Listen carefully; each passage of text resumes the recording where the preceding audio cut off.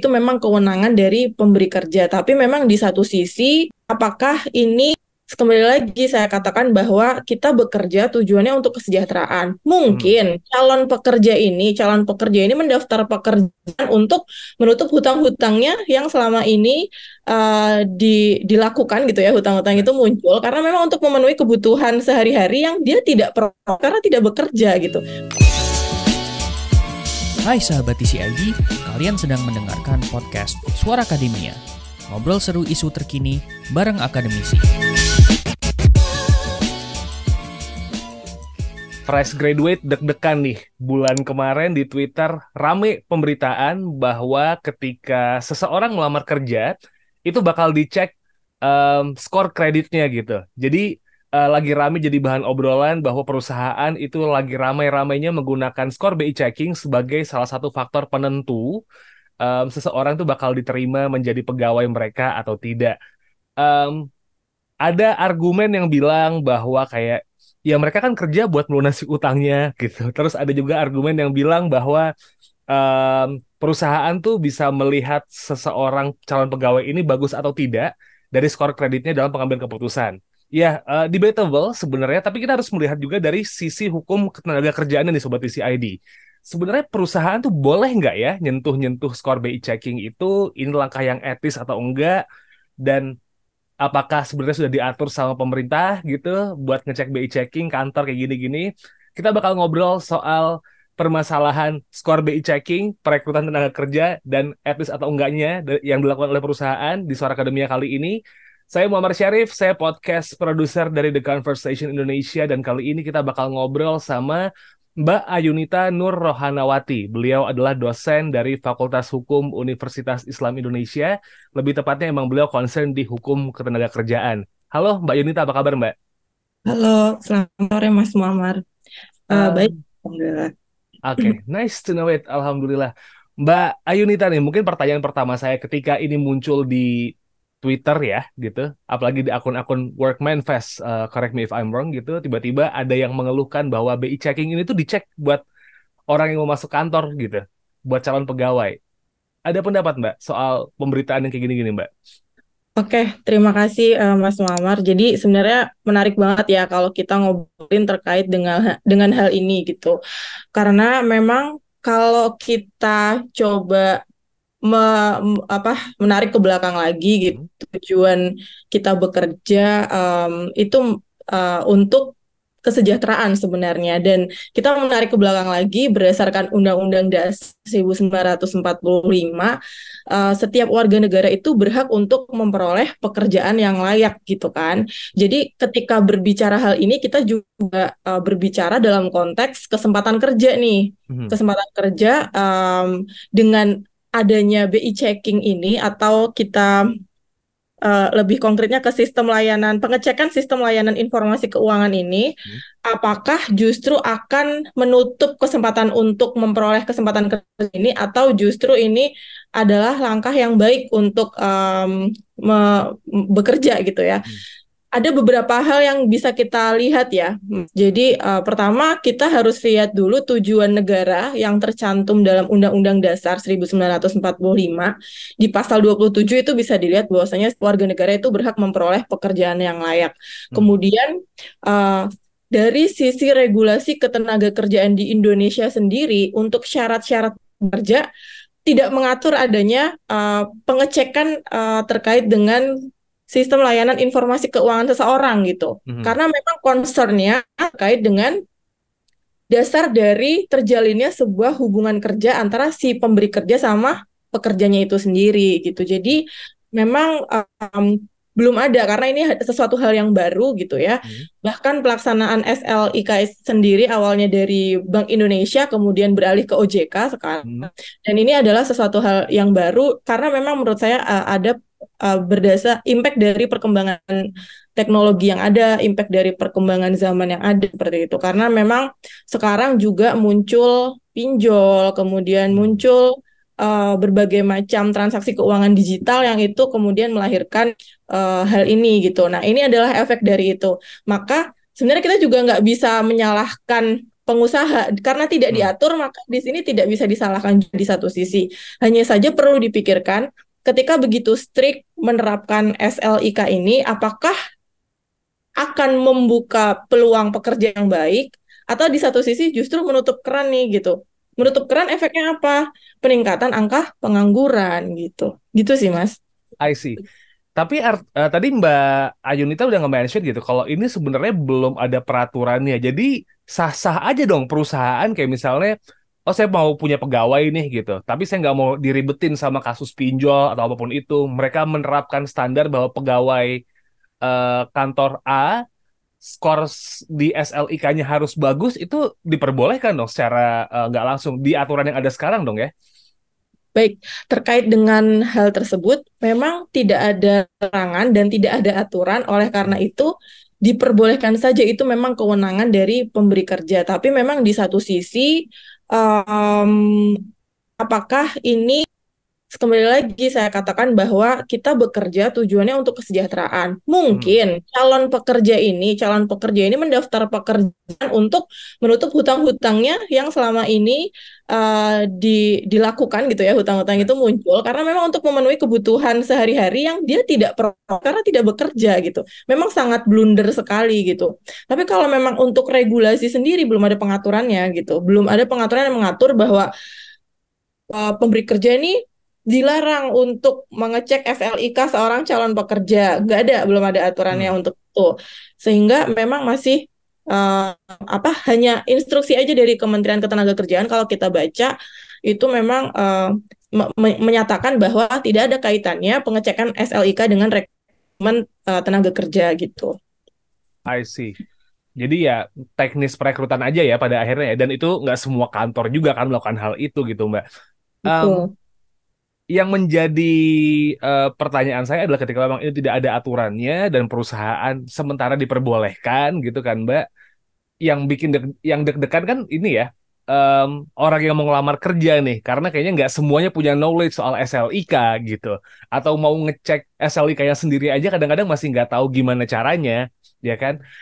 Impact yang muncul kalau pada akhirnya nih Mbak, banyak perusahaan yang melakukan langkah ini nih, either positive or negative gitu. Kira-kira apa aja Mbak yang bakal muncul ya? Mungkin dari positifnya dulu kali Mbak.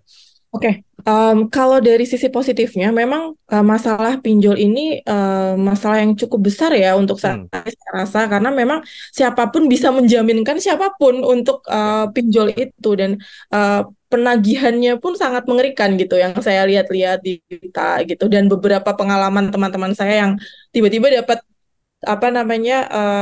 SMS atau WA yang menyatakan bahwa mereka adalah sebagai penjam dari pinjaman online seseorang yang relasinya juga cukup jauh gitu kan. Mungkin di satu sisi, sisi positif dari pengecekan SLIK ini adalah prinsip kehati-hatian dari pemberi kerja itu sendiri sih. Prinsip kehati-hatian bahwasanya tidak semudah itu si pekerja nantinya akan menjadikan rekan kerjanya atau perusahaannya sebagai penjamin dari pinjaman online yang dilakukan oleh si calon pekerja itu. Karena memang pinjol ini pada praktiknya dia bisa menjaminkan orang lain sebagai penjamin dan yang tidak memiliki relasi yang cukup dekat gitu. Itu kan sangat berbahaya. Tetapi memang di satu sisi negatifnya, peluang atau kesempatan kerja itu terbatas bagi pencari kerja. Sedangkan di satu sisi pemerintah sudah mengatur di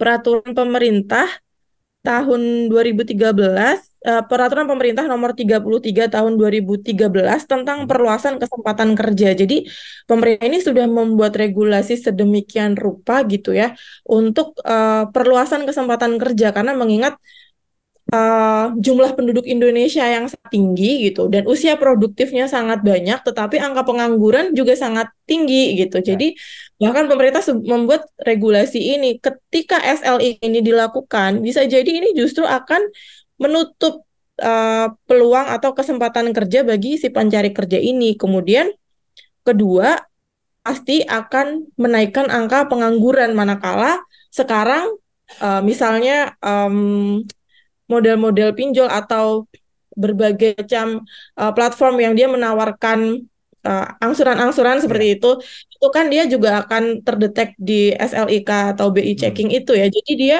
uh, malah cenderung ya udah nggak usah diterima kalau dia banyak banget tagihan-tagihan atau hutang-hutangnya gitu.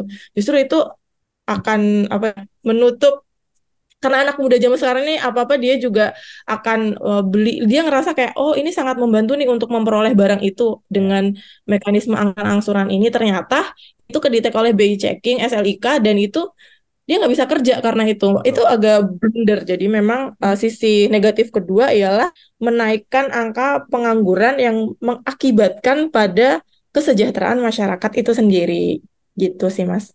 Alright.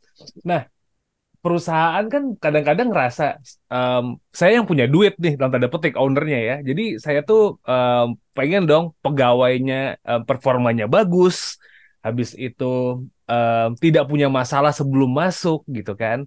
Dan ya tidak akan merepotkan pegawai-pegawai yang sudah existing nih Mbak gitu.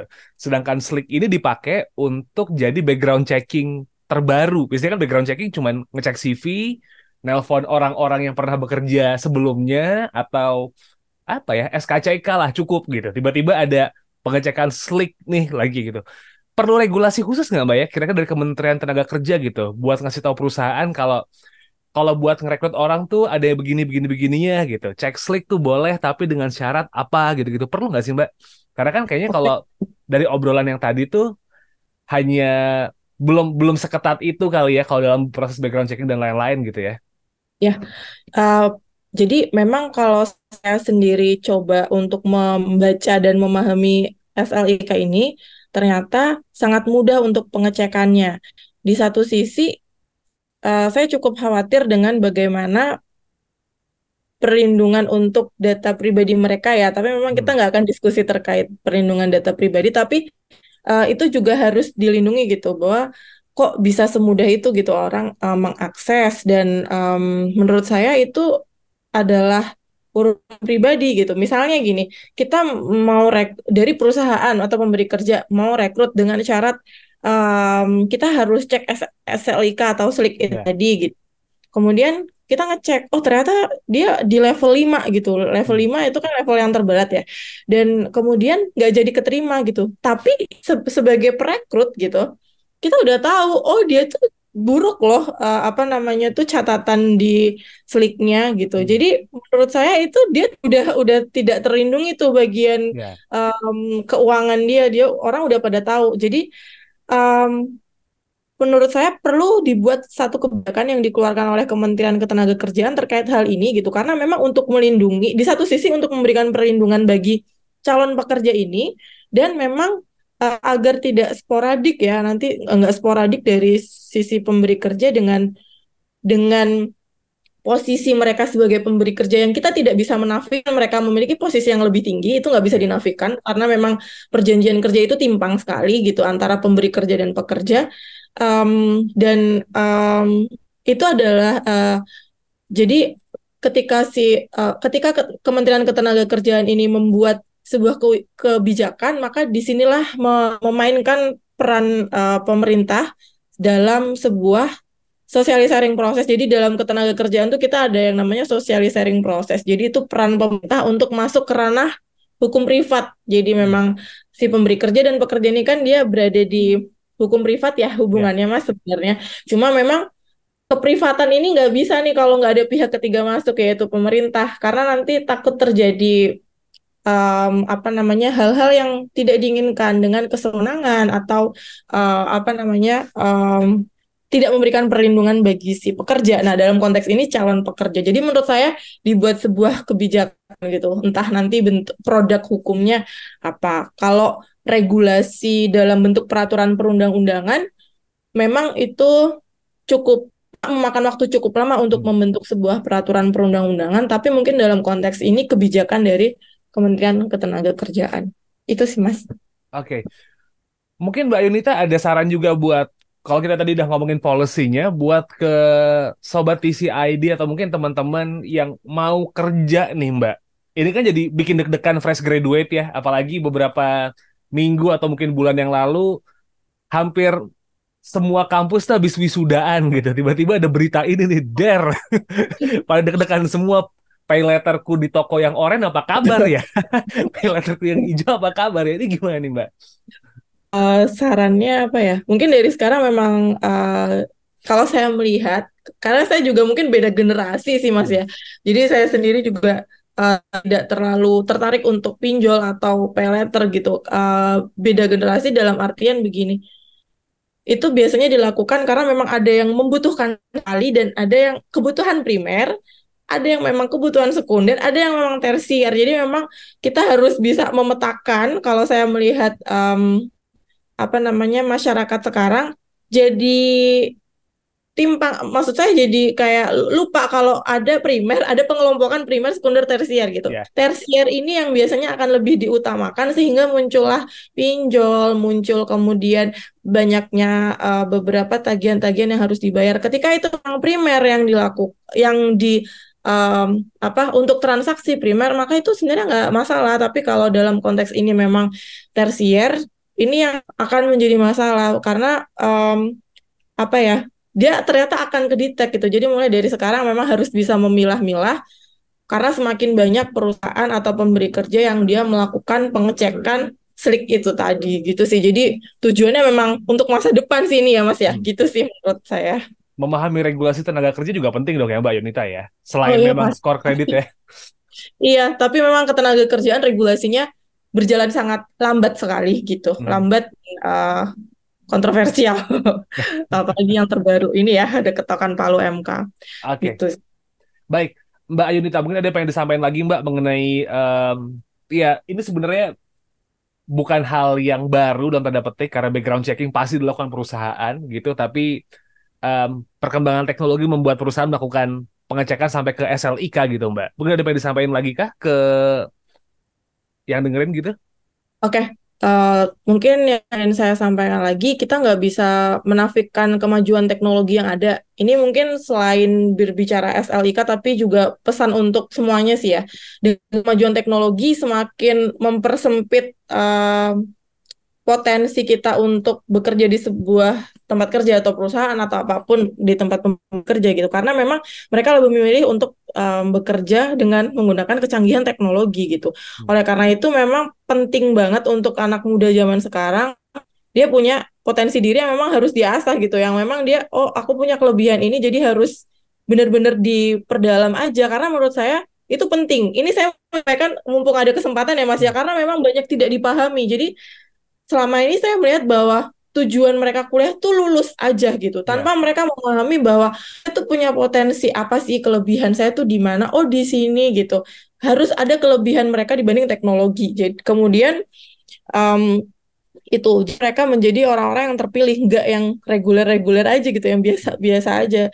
Ini mumpung ada kesempatan ya Mas Muammar, jadi saya ingin menyampaikan ini. Kemudian yang kedua terkait dengan SLIK ini, sekali lagi saya sampaikan harus bisa membedakan kebutuhan primer, sekunder, tersier. Jadi memang ketika memang betul-betul butuh, maka gunakan, nggak apa-apa menggunakan kemudahan yang ada, pay letter dan sebagainya. Tapi memang di satu sisi dihindari, apalagi kalau pinjol saya sih menyarankan untuk betul-betul dihindari. Kalau pay letter oke lah, masih oke, tapi memang diprioritaskan untuk kebutuhan primer sekunder saja. Ketika gaya hidup itu udah kita berusaha masuk, bisa ngikutin, itu akan ya mematikan masa depan juga ketika memang kita coba apply ke pemberi kerja, ternyata memang pemberi kerja melakukan SLIK dan kita masih kelima itu tadi gitu. Itu sih Mas. Mungkin bisa ditutup Mbak. Jadi bukan soal etis nggak etis ya ini ya, karena memang tidak ada yang mengatur, jadi boleh-boleh saja dan sah-sah aja ya Mbak ya. Boleh dan sah aja, tapi memang di satu sisi bagi pemberi kerjanya itu sendiri sih, saya juga ingin menyampaikan bahwa di satu sisi kita nggak bisa menutup mata untuk, oh dia di grade 5, tapi mungkin ada perlu pertanyaan mendalam gitu. Nggak apa-apa ditanyakan dalam wawancara misalnya, kenapa, untuk kebutuhan apa misalnya seperti itu. Karena udah terlanjur mengupas nih, dia udah mengupas melalui SLIK.